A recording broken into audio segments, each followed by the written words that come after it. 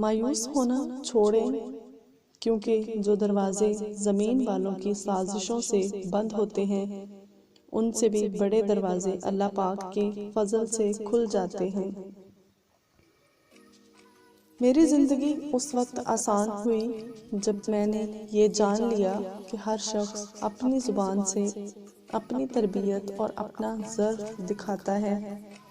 اس کی زبان سے نکلا ہوا ہر لفظ حقیقت میں اسی کے لیے ہوتا ہے، خواہ وہ دوسرے کو گالی بکے یا تعریف کرے۔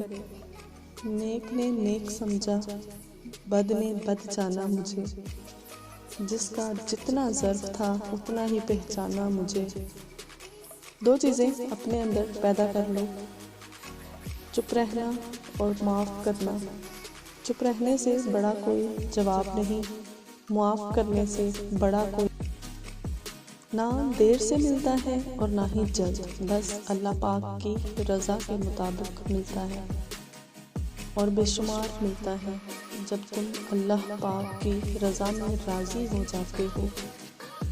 ذرا سی زندگی ہے، ارمان بہت ہیں، ہمدرد کوئی نہیں، انسان بہت ہیں۔ دل کا درد سناؤں تو سناؤں کس کو، جو دل کے قریب تھی وہ انجان بہت ہیں۔ کسی چیز سے اپنی محرومی پر غم نہ کریں، کیونکہ ممکن ہے اگر وہ چیز آپ کو مل جاتی تو شاید مزید غم کا سبب بنتی۔ ہم نہیں جانتے، ہمارا رب بہتر جانتا ہے، بے شک تقدیر پر راضی رہنے میں بہتری ہے۔ ہر رشتہ کہیں نہ کہیں تو مان توڑ ہی دیتا ہے، اور ہر تعلق کبھی نہ کبھی تو بھرم کھو ہی دیتا ہے۔ یہ صرف اللہ تعالیٰ کی ذات ہے کہ جس کا تو آسرا سدا قائم رہتا ہے۔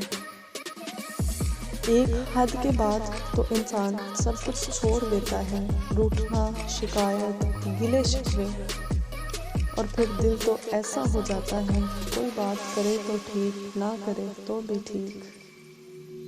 محبت اور دوستی، یہ دونوں چیزیں ہر طوفان کا سامنا کر سکتی ہیں، مگر ایک چیز ان دونوں کے ٹکڑے ٹکڑے کر سکتی ہے، اور وہ ہے غلط فہمی۔